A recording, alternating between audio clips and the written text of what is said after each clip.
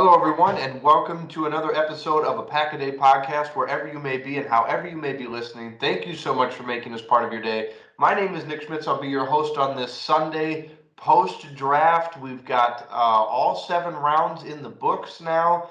There's a lot of new faces for the Green Bay Packers. Friday and Saturday, we had our teams covering the first 3-4 rounds there for you guys. So we're actually going to be taking a look at today at rounds 4 through 7. All the draft coverage that you need here with the Packers. Joined as always by Mike and Gage. And guys, real quickly before we get into rounds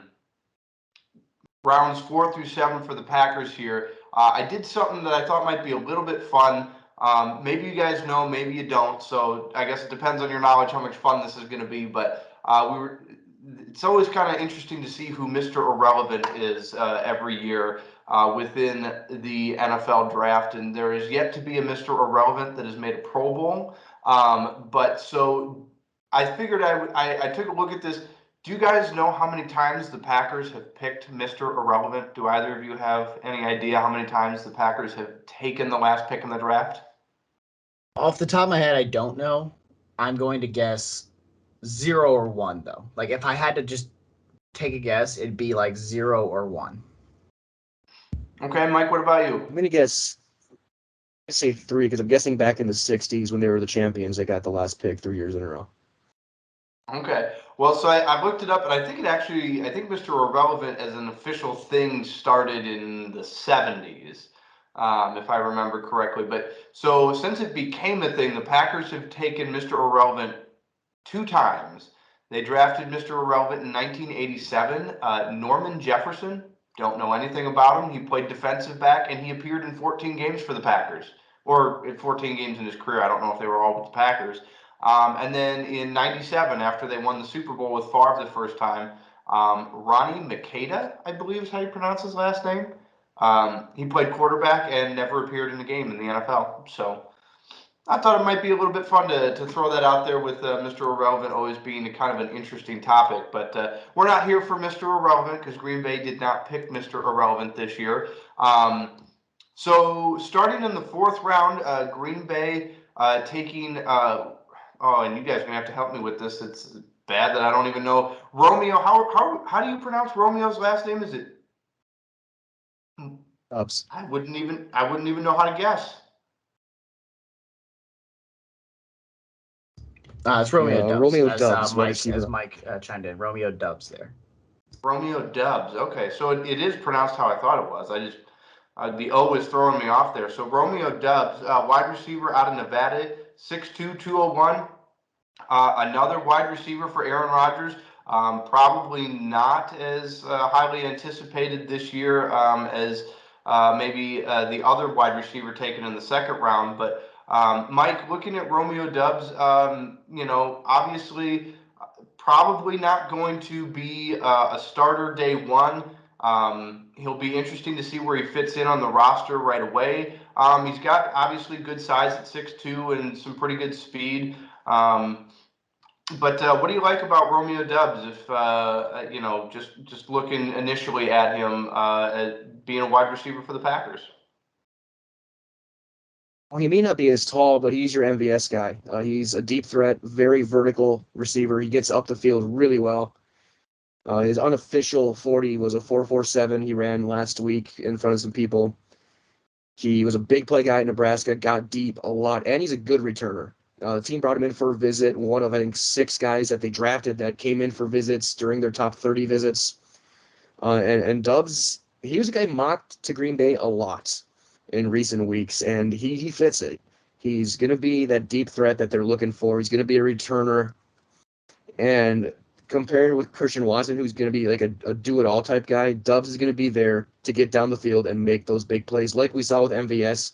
Even if he doesn't quite have the pure deep speed that MVS had, he'll probably be in a similar type role to that, at least early on. And Gage, when we're looking at him, just from, obviously no player taken in the 4th round is going to be perfect.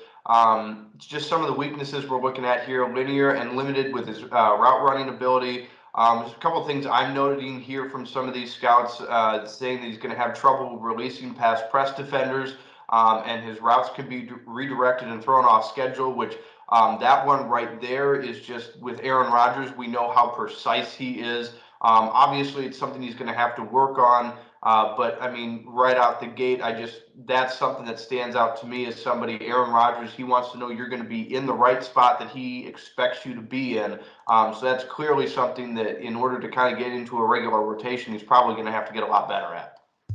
Yeah, it is, but at the same time, you also have to factor in who he was playing with. He had Carson Strong was his quarterback there at Nevada.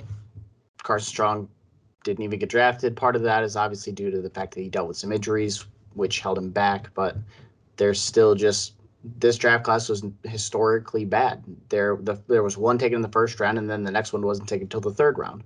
So I'm going to go ahead and take it with a grain of salt that a guy playing with one of these quarterbacks that was considered good for the position in Carson Strong, the fact that he struggled, I'm going to go ahead and take a little easy here. I think that Doubs he's a big guy, 6'2", 201. I think that he's got good size. I think that he has decent speed. I think that he has the ability to work kind of close to the line of scrimmage. And you said that Aaron Rodgers likes to be on schedule.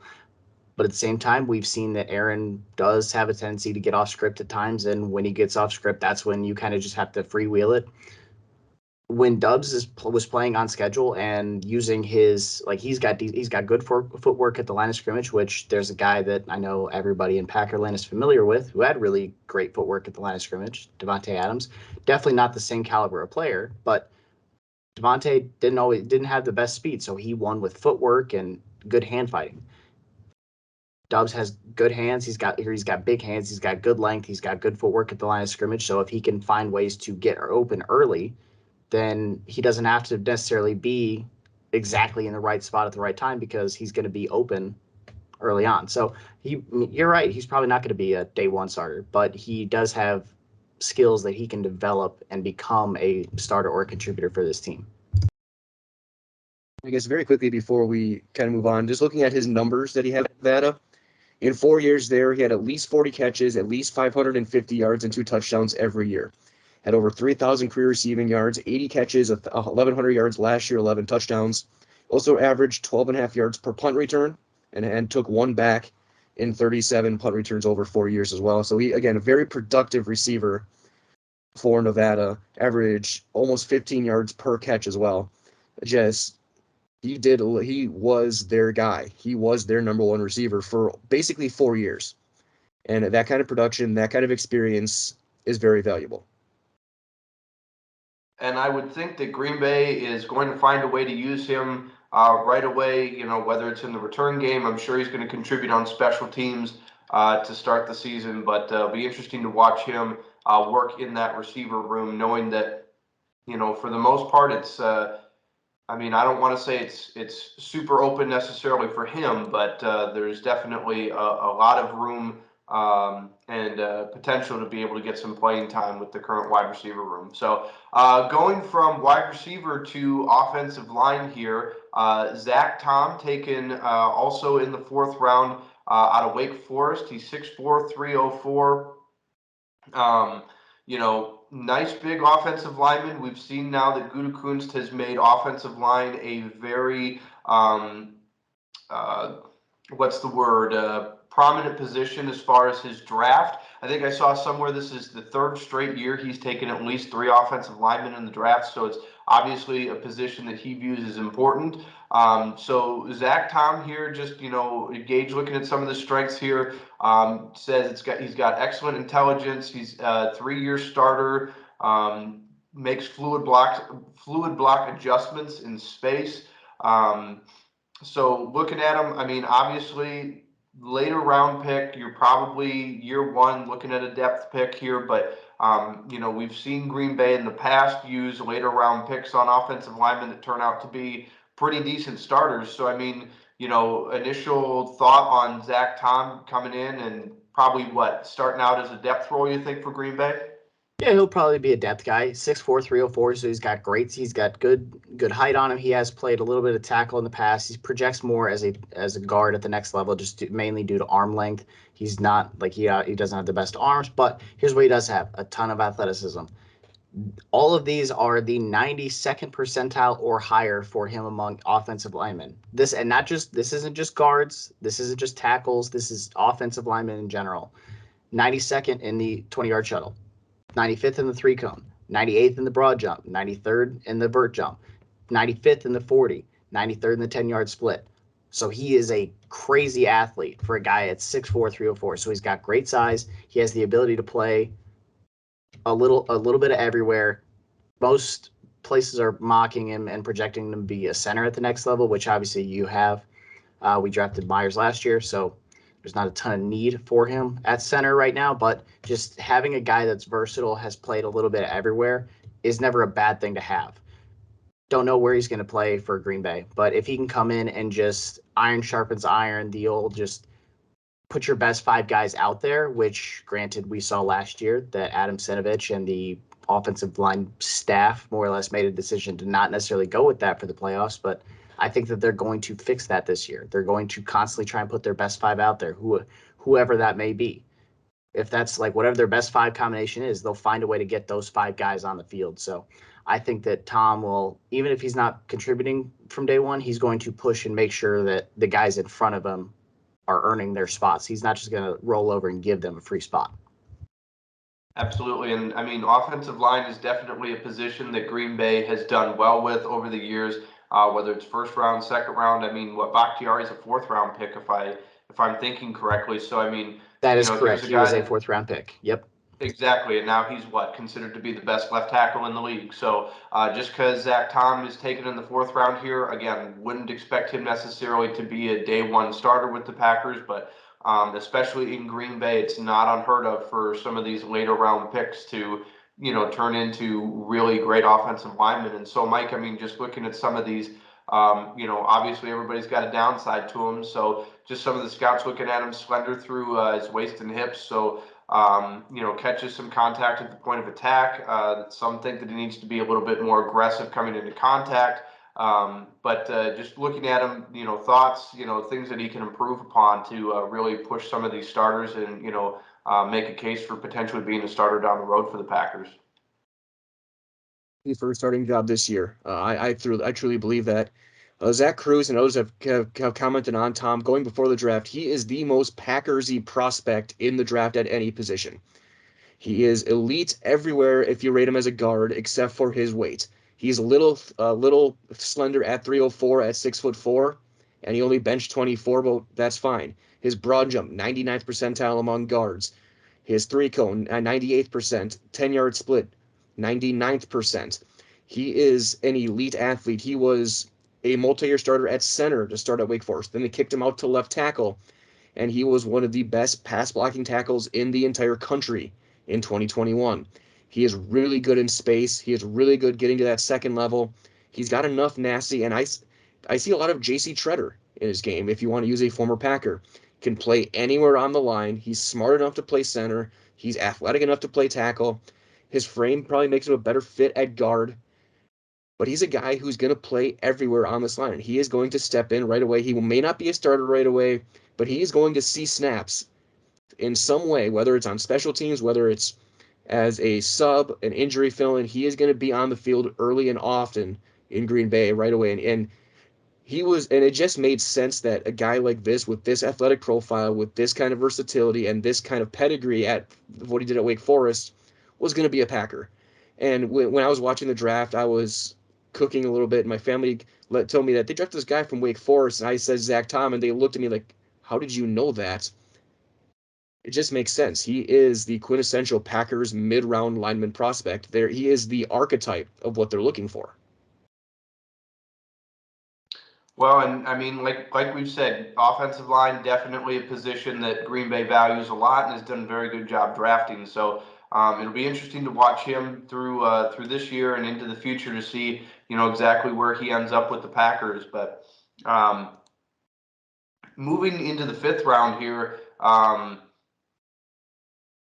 is it? Kingsley. Man, some of these names. Is it Kingsley Enagbare is the name that you are looking at there, sir. Pass rusher out of South Carolina, 6'4", 258. He's a big fella, that's for sure. Yes, He's lacks a little bit as a pass rusher right now, hand fighting wise, but he's got a lot of power to him. He's got a lot. He's got some athleticism with him. Got a good push pull move, and the main benefit to him, he's not gonna have to play from day one. That's the benefit of getting these guys on day 3. When you can get a guy that's 6'4", 260, that's a big, rare athlete that you don't get just every day. And you're trying to find guys that can maybe contribute moving down the road. And he's got good length. He can play behind Gary, Preston, and maybe be able to do something more as the season wears on and he gets to possibly crack the pass rush rotation. And one thing also with him is at 6'4", he verticaled 36.5. So he's going to get in some passing lanes. I think that's going to be a big thing as well. You get him on the field as your edge 3, and if a team tries to do a smoke screen out, he can get his hand up and maybe cause some deflections, cause some crazy plays to happen. Very productive guy, 7 tackles for loss each of the last 3 years in the SEC. That's pretty good when there wasn't a ton around him. He was facing some of the best blocking that the SEC had to offer, and he was still productive. Absolutely. Well, and, again, talking about linebacker, depth is always something, obviously, in the later rounds. Some of his prospect grade is, good backup with the potential to develop into a starter, which, is a perfect position for someone like him, being able to, not necessarily, like you guys said, not needing to necessarily contribute from day one, but definitely has that talent and the ability to really be able to sit and learn and develop into, potential depth player that can help out in pass rushing situations. And then obviously he's probably going to be expected to contribute a little bit on special teams as well in his rookie season. So, just obviously good depth for Green Bay here in the 5th round, at a position that obviously is, obviously great to have good depth at. So, moving to the 7th round here, Green Bay not having a 6th round pick. Tariq Carpenter is Tariq, right? First name? So Tariq Carpenter, linebacker out of Georgia Tech, 6'3", 230. Obviously we're getting into the later rounds here with, the 7th round. So not as much on some of these guys, but I mean, he started 4 seasons. What are we looking at here? I mean, obviously we have more depth here at the linebacker position, Gage, but coming out of Georgia Tech, looks like he's probably going to be maybe an average backup or a special teamer for Green Bay to start off. And then, looks like here though, it says was projected to be a 5th round pick. So getting him in the 7th round, maybe that's a little bit more value there for Green Bay as well. But obviously just another position of depth for Green Bay here in the 7th round. Yeah, no, and you hit the nail right on the head. He's going to be a depth guy. He's going to contribute on special teams. We were talking about it a little bit before we got on that he's going to be a special teams guy. You have Devondre Campbell and Quay Walker. That's your top 2 linebackers. It's those 2 and then everybody else. And Tariq Carpenter fits firmly in the area of go be an athlete on special teams. That's all you need to do. You don't need to do anything else right now. He's a little bit of a tweener. He's really skinny for a linebacker, but he's too big to be a safety. So he is the prototypical modern safety linebacker hybrid type guy. So for now, he's going to go and play with Rich Bisaccia on special teams, and that's where he needs to go, and that's where he needs to make his hay. If a guy gets injured and he can step up and take that spot, that's one thing. But for now, he needs to focus on special teams and being good there, and we'll figure out the rest of it later. He's got good bursts, so he's got good acceleration for his size, which is great to see. And he also has he's got long arms, so that's good for trying to take down some of these quicker pass or punt returners and kick returners, such as like Jakeem Grant, who's got crazy good speed, but he's also not that big. He's only like 5'6". So if you got a guy that's got good size like Carpenter does, good size, long arms, good burst, that translates well to special teams and then occasional defensive rotations for guys that may be tired or whatnot. So looking at, if you want to look at other former Packers, remember the name Sean Richardson back in 2012, 2013, 2014? Safety, 6'2", 215, long-armed, played special teams, hit things. Carpenter's that guy. He is going to go out there. They're going to tell him, go get the returner, and bring him to the ground as hard as you possibly can. I'm not expecting to play a snap from scrimmage in 2022 or probably 2023. He's a guy, he is the Rich Bisaccia guy who probably said, I want this guy on my special teams units. He is a dog, and that's what he's going to be. And that's all they're going to ask him to do. On a quick note on Tariq Carpenter, he tweeted, this is an hour ago now, it was at about 6:45 p.m. He tweeted a picture of himself in a Packer champion, like Super Bowl champion T-shirt, saying it's always been a dream of mine to be a Packer. So this guy who's from Georgia, this isn't a kid from Wisconsin. He's not from up there. This is a kid that was from Georgia who said he's always wanted to be a Packer, and so now he is getting to live out that dream. And some tells me that this guy will. It doesn't matter how he does it. I think that he'll go out and try and just be able to wear the green and gold. So if that means he has to become a special teams ace, then I think he's going to be more than willing to do that. I think Romeo Doubs had something similar too. I think he said his mom was a big Packers fan, so he was really, really glad for her that he's going to be in Green Bay. Well, and I mean, that's, if that's the motivation you need as a 7th round pick to make the roster and do all you can to, contribute to the team, those are guys that you're looking for, especially in these later rounds, or, guys that are highly motivated by, outside factors. So, really good there for Green Bay in the 7th round. Some of these last 3 picks here, we'll run through them pretty quick. Next is Jonathan Ford, defensive tackle out of Miami. Now this is a guy that the draft grade here says he's a priority undrafted free agent. So given that that's the case here, it's probably why Green Bay ended up drafting him, just to be able to make sure that they didn't have to compete with other teams to get him. But out of Miami, 6'5". His draft profile says he's 333 pounds, but I know we were talking before the show started. What he tweeted out today that he, or not. Oh, he said no. It was in his press conference that he said he's 341 pounds as of this recording. So 341 pounds. So that is a big boy. But obviously more depth there at the defensive tackle position. But I mean, Mike, when we're looking at defensive tackle, it's a position that Green Bay, addressed in the 1st round. They have Kenny Clark. He's obviously not the only defensive tackle there, but for somebody like this 7th round, I mean, what's realistic for Packer fans to see out of him this year? Defensive line is now a very deep room with Devontae Wyatt in round 1. Now you had Ford. You have Jerron Reed in there. You have T.J. Slayton, Kenny Clark. Dean Lowry could be getting a little warm if Ford looks really good in camp. He's a big guy. Like you said, 6'5", 333 listed, 341 he said during his conference call. Vertical 29, so that also screams to me field goal block. So if he makes the team, if he makes the 53, he could be a guy who you put out there, get his hands up there, maybe get his hands on some kicks with especially longer range ones where they have to kick it lower, get that big paw out there. And he's a guy where he's not going to be rushing the passer. He's going to be there to take up space, be double teamed, and just not be moved out of the way. And for a 7th round pick, that's good. Like you said, people had him as a priority free agent.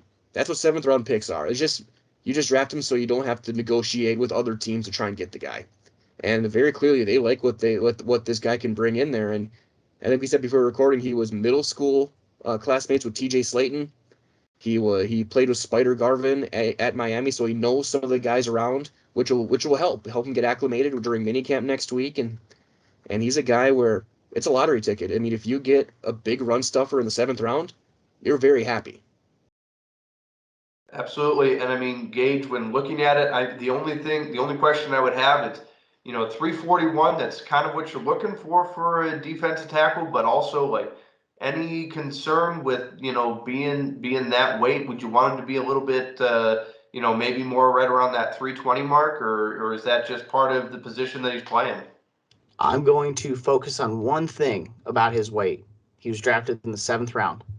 If his weight does balloon and he can't stay in shape and you can't keep him around, it's a 7th round pick. He's not going to cost you a lot of money. He didn't cost you a ton of draft capital to get him. If this was a 1st round pick, different story. I know that Kirby Smart had comments about Jordan Davis's weight. Jordan Davis was a first-round pick, went, I believe, 12th overall to the Eagles, 12th or 13th maybe. It was 13th, wasn't it? Yep, 13th, because the Eagles trade up right in front of the Ravens. He made comments that Jordan Davis could be a 3-down player if he ever stayed in shape. That was a first-round pick you had to spend. Green Bay just got a guy who's 6'5", 341 pounds in the 7th round. I'm not as concerned about it as I would have been if it was cost you more to keep him. So, yeah, his weight doesn't bother me. I also think that weight never really bothers me in terms of NFL players, because you can see guys that are like, oh, yeah, no, this guy's overweight, and that yet he still goes out and makes plays every day. Everybody had comments about Eddie Lacy's weight. Eddie Lacy played good football. Yeah, he was a little bigger than maybe you wanted, but he still made good plays when he was out there.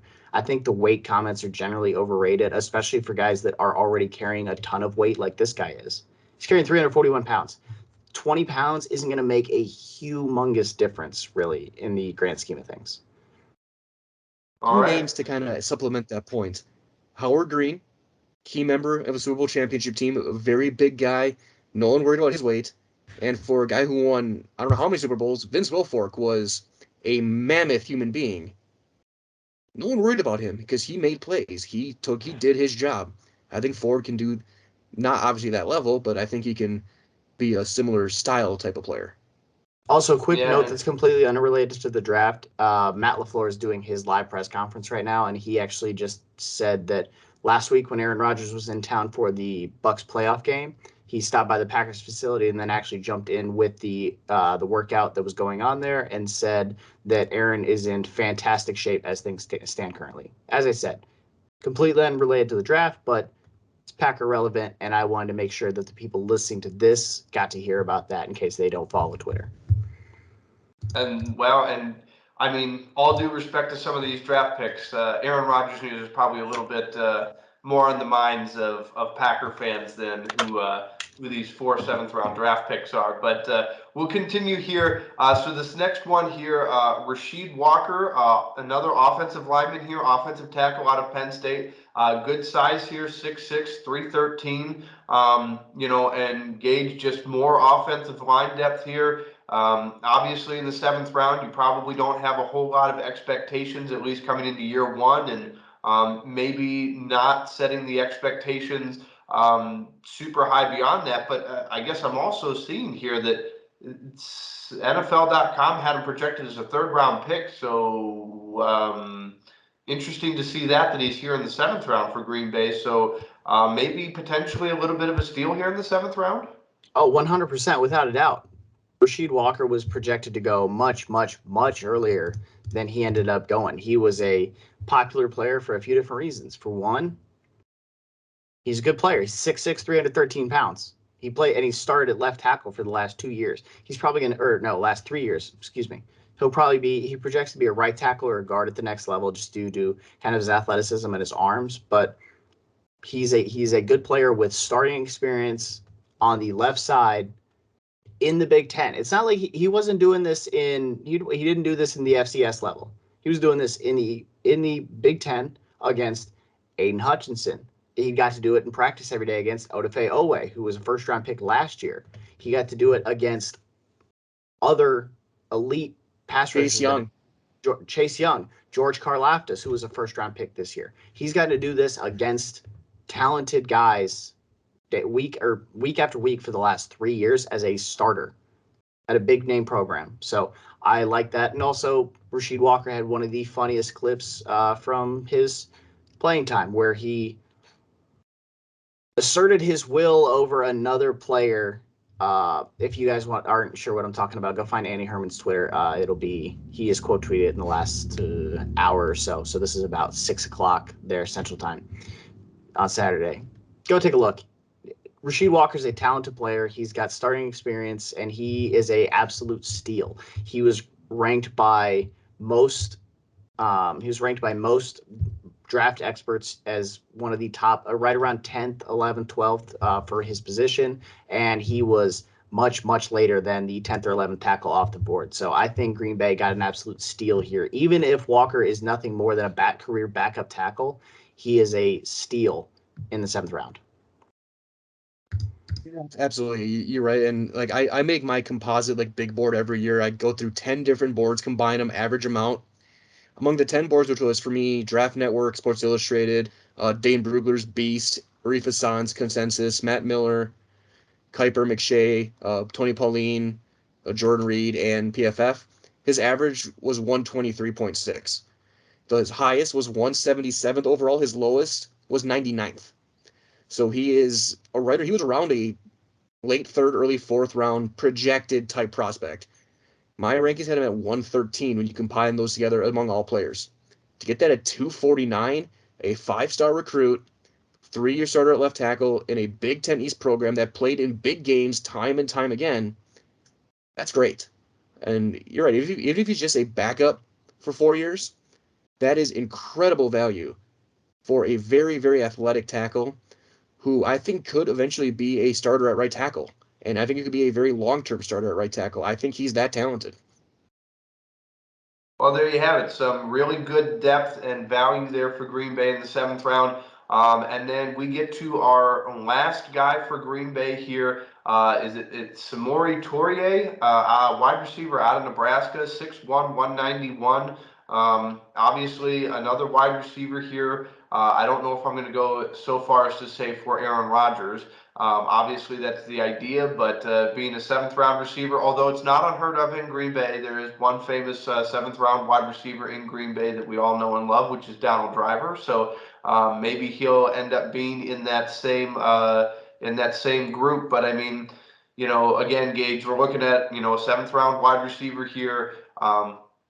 At best some special teams play this year, but another wide receiver to compete in that wide receiver room. I guess all things considered, with where the wide receiver room is at, maybe he can push somebody, but most likely special teams for this year, I would presume. Correct? Best case rotational is absolute best case for him, rotational guy. Otherwise, he's a special teamer. Worst case, he's just a camp body.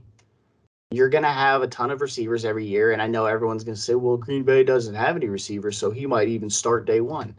No, he's not going to start day one. It's not what he's going to do. He averaged 19.5 yards per catch last year. He's got these 6'3", 190. He's got good size. He played, again, Big Ten. He went to Nebraska.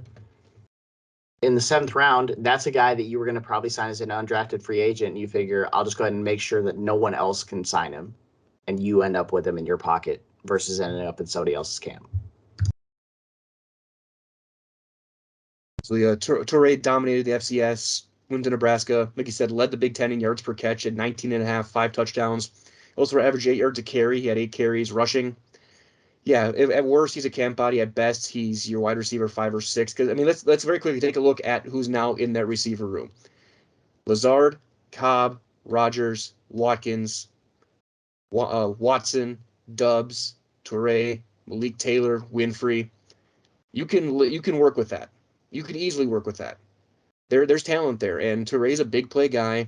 He may be a practice squad early on, but he could be a guy who could be sneak his way onto the roster and get some snaps as a deep threat.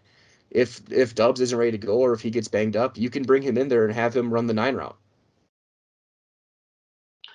Yeah, well, and again, we talk about 7th round picks. I mean, again, expectations are not set through the moon for these guys like some of these, 1st and 2nd round picks. So definitely, going to be interesting to see how some of these guys pan out. Green Bay had 1, 2, 3, 4, 5, 6, 7 picks in day 3. So you expect some of these guys to make the roster. Obviously, camp will give us a lot more information, but at this point, you got 7 players, 4 from the 7th round. So, how many of those 7th round players are actually going to make the, opening 53-day man roster? Only time will tell. But so there you have it. You have the entirety of Green Bay's 2022 draft selection here. Got some wide receivers for Aaron Rodgers, got some offensive line, and got a lot of defensive help. So real quickly, Gage, just now that you've seen Green Bay's entire draft here, what's your kind of overall feeling of how Green Bay did? And I mean, obviously, you're not replacing Devontae Adams in the first year that he's gone. The defense seems to have gotten better, but I mean, what do you think of Green Bay's draft overall, and where do you see this team moving into the 2022 season? Give me 1 second. I gotta check my notes. Okay, Aaron Rodgers still the quarterback. Yeah, I think they're gonna be fine. I think that I like a lot of the pieces they got. If you look at like ESPN's draft tracker, which is what I'm using here because it's at least concise and has everybody listed in one spot for me. They didn't address defensive end or tight end. Guess what? They have Devontae Wyatt, who in Green Bay will be a defensive end because that's the scheme they play. So there you go. They didn't address tight end. I don't really care. They have Bob Tunyon coming back. Brian Gutekunst was talking in his post-draft press conference about Tyler Davis, who he's a big fan of. They have other guys. I'm fine there. And then wide receiver. I love Christian Watson. I loved him when I first scouted him. When he first came across my radar when I was scouting Trey Lance a couple years ago. I love Trey Lance, and I was like, wait, who's this guy that he keeps throwing the ball to? And I was like, it's Christian Watson. This guy's going to be good. And then this year, watching everybody else fall in love with him, I was like, you guys are late. I was on this guy 2 years ago. So I'm glad that you guys are all coming to the party now. I think Quay Walker's a good player. He was viewed as the better linebacker. Like Jacoby Dean was the highlight name. Quay Walker was the more talented or more NFL ready guy. Plus, he doesn't have the injury issues that Dean does.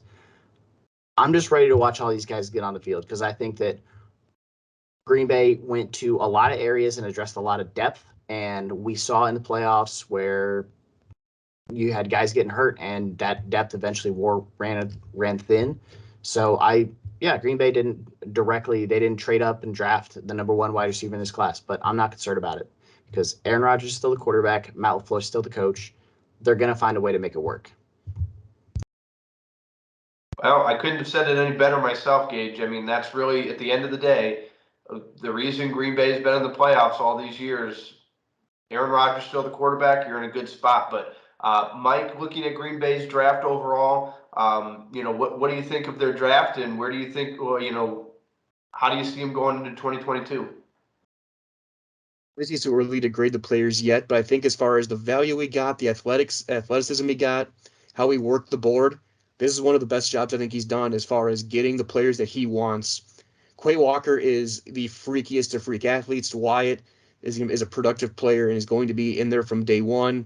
I love Sean Ryan at guard. He is going to be an ass kicker in the purest sense of the word. He's going to drive you into the dirt, talk smack while doing it, and then laugh in your face. Day 3, I thought they did a really good job. Kingsley is a very good pass rusher.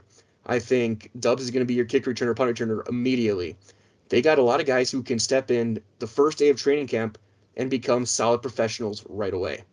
Whether they become Pro Bowlers or All Pros, that's to be seen. But I do really like what they've done, and I think they're in a much better spot going into 2022 than they might have been going into last year. Even though Devontae's gone, as a full top-to-bottom roster, they might be in a better spot. Well, and again, like I said, time will tell where this team is at. But I know a lot of people really like the draft so far from Green Bay. So I mean, obviously with that Georgia defense from last year, if you can get 2 of those guys on your team, probably going to be in a better spot than you were. So well, there you have it, the full 7 rounds of Green Bay Packers draft for 2022. Real quick before we wrap up here, guys, I know I do it every week, but just like to put it out there in case we have new listeners. Gage, if people want to get in touch with you, follow your work, how can they do that? As always, you can find me on Twitter at Gage Bridgford NFL. Still doing work for Denver Stiffs mostly right now. Also doing the Believe in Nuggets podcast. That's going to be about once a week now with the season officially coming to an end. And then I'll have some fantasy football and other content over between Rotoballer and other places. But it'll all come out on my Twitter. All right. And Mike, if people want to follow your work, get in touch with you, how do they do that? Again, on Twitter, at Mike Wendlandt, it is all one word. My broadcasting work is at Zaleski Sports. I've got 5 games this next week covering all of sort of central Wisconsin, baseball, softball, soccer, track and field. I will be all around doing that kind of stuff. And I'm writing for Wisconsin Sports Heroics, doing one of the Brewers writers. I'm doing a lot of weekly recaps as the Brewers right now are continuing to really play super well. And as a baseball fan, that makes me super thrilled, and I'll be doing a lot more research into these draft picks more and more, and the UDFAs when they get announced as the weeks go on. So you can find everything for me on Twitter as well.